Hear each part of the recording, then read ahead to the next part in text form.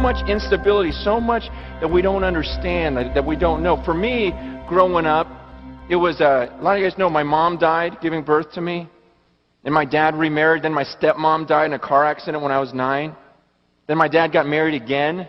Then my dad died of cancer when I was 12. And so I'm in junior high. My mom's dead. My stepmom's dead. My dad's dead.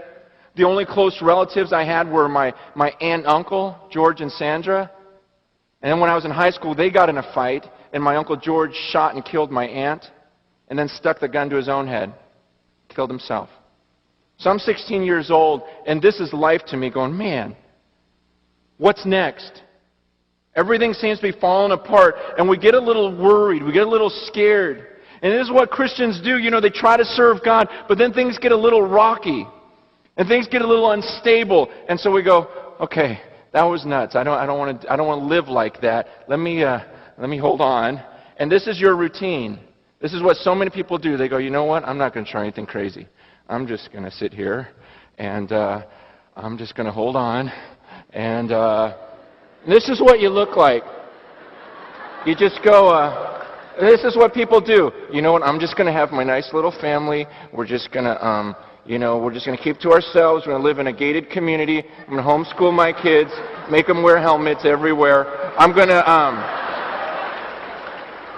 not going to let them outside because sun has bad rays. I'm going to, just on and on and on. And you just live your life in the safety of, I don't want to do anything crazy for God. I just want to, go to church on Sundays and maybe give like 2%. And maybe help the nursery because I feel guilty. And then you do this your whole life, and then you go, your greatest prayer is like, God, you know what? I would love to die in my sleep and not even feel it, and then just go up to heaven. And so you want to die like this, just in your sleep, right in the middle of a dream, good dream, the dream you're going to heaven, and you don't even feel it. And then suddenly you wake up, you stand before the judge, and you go,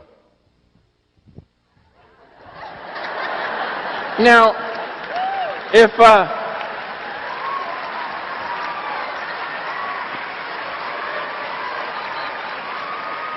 could you imagine watching the Olympics, and some girl does that, just gets up there, starts straddling the thing, and then steps off and goes,